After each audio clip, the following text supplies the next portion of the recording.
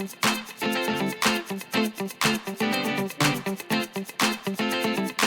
you like me and planning to update your bathroom this year? Well, before you dive into those expensive renovation plans, I have some news for you. There are certain bathroom upgrades that people end up regretting the most that you're gonna wanna know about before you start your project.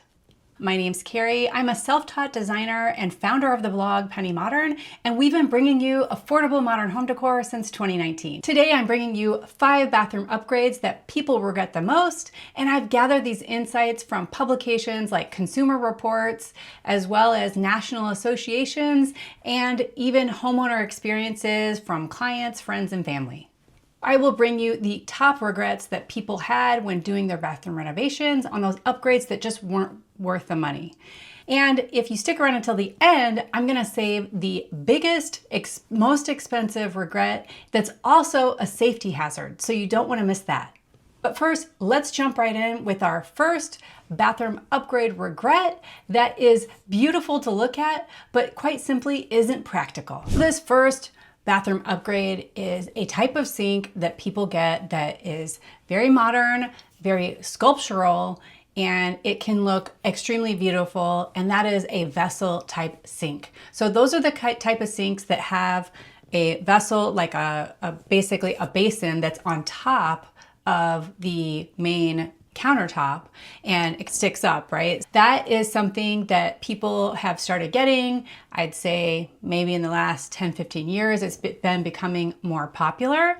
And then even my parents had one at their bathroom. So a lot of people love these because it does look really different. It can be very statement making, but there is a problem with these type of vessel sinks. Here is the reality. When you actually install these vessel type sinks in your bathroom, water can splash all over the place because it really has a hard time seeming to stay in the basin. And then it can be very hard to clean around the base where it joins with the countertop. And also, I know in my parents, the vessel actually became loose and was leaking around that countertop. So it really isn't as functional and durable as a typical undermount sink. And these vessel sinks can also be prone to chipping and cracking. And according to the National Association of Home Builders, 7% of homeowners who installed a vessel sink actually ended up regretting it due to all the maintenance issues. What should you do instead? I am a fan of using an undermount type sink, and that is just a tried and true sink. You can play with the shape of the sink if you're interested in. There are oval shaped sink. I would avoid the circular ones because those tend to be very small. And I also favor the rectangular ones. I love a good rectangle sink, and that can give you a much more modern shape if you're looking to modernize your home. Undermount sinks are going to give you a very sleek look. They're also very easy to clean and very durable as well.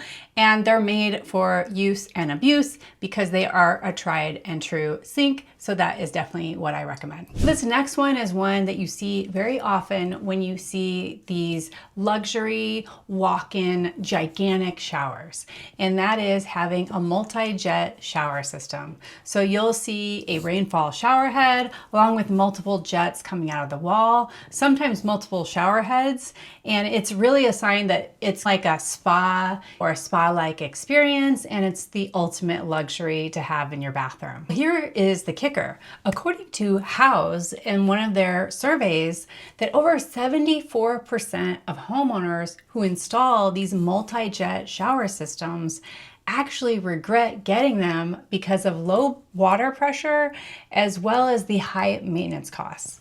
Having those multiple jets means a lot of pipes, and it can also mean that your water pressure isn't really great because it's having to have a lot of water pressure through multiple outlets. A lot of times the water pressure can't be very high, and then also the plumbing is extremely complicated, which makes it very expensive when it's time for repairs. It also can lead to higher water bills and increased water consumption.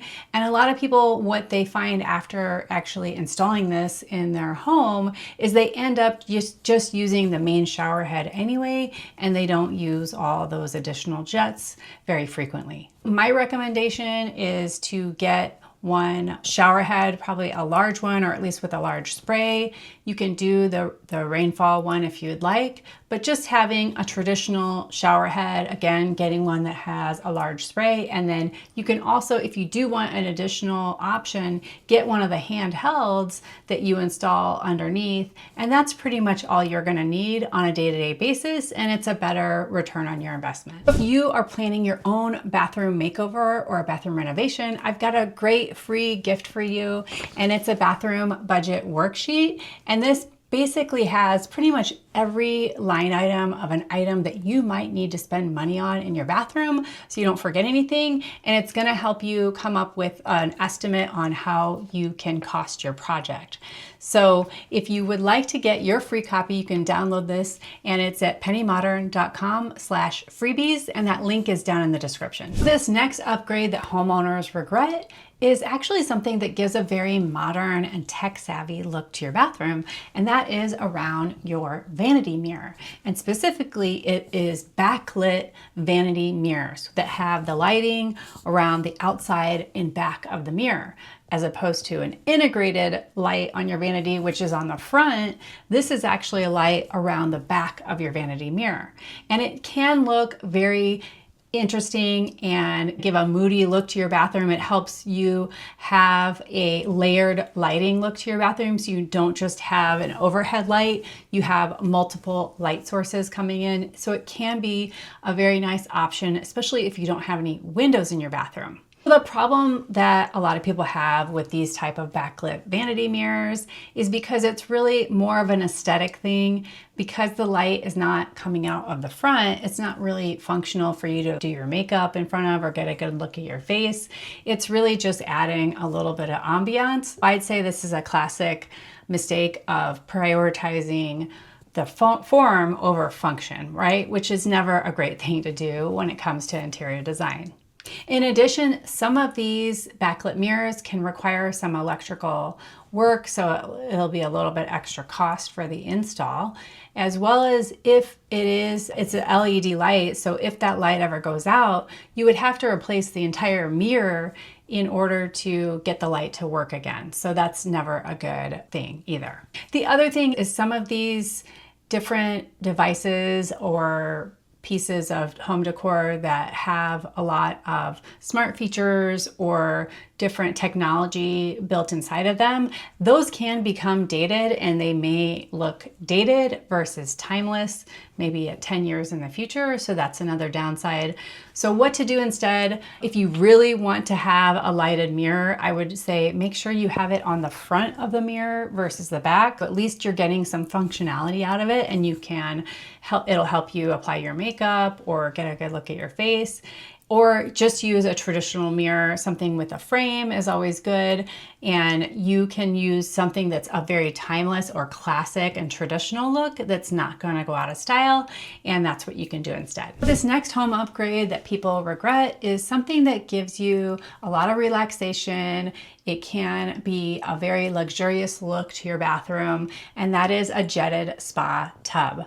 So these were definitely very popular in luxury bathrooms, and they've been around for quite a while. And they do require a little bit of extra electrical and plumbing, but if you really love bathtubs, this might be on your list of bathroom upgrades that you really want to have. Consumer Reports actually did a study, and they found that 55% of homeowners who had a jetted tub actually use them less than once a month.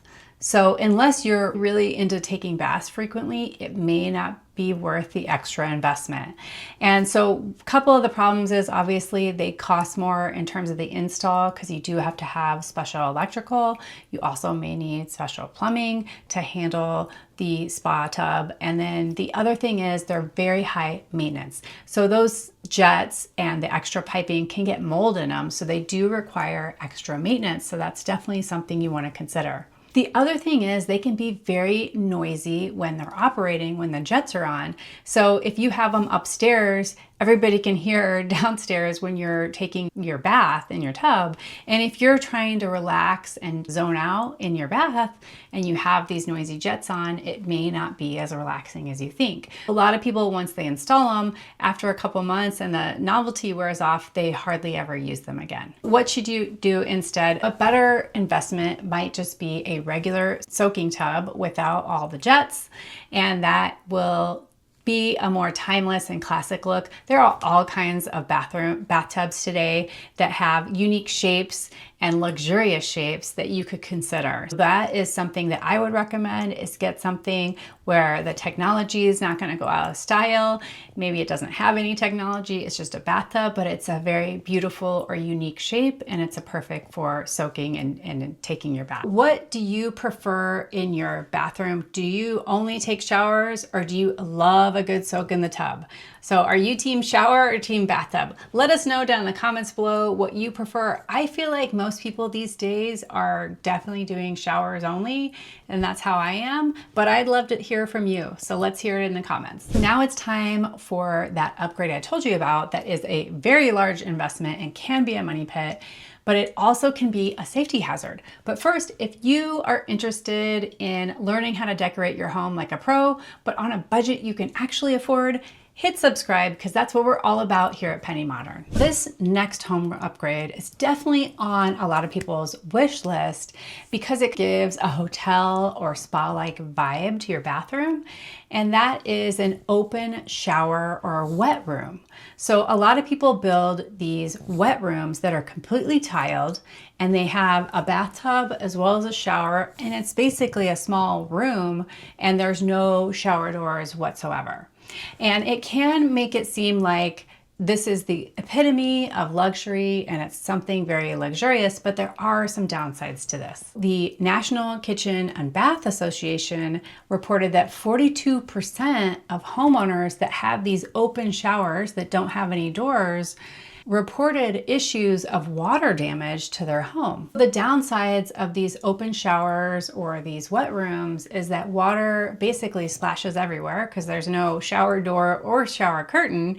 And then it also can be a little bit cold. So if you think about, you have this big room with no enclosure, and so the air is just floating around. So it can be pretty chilly to take a shower in it because you're very exposed, right?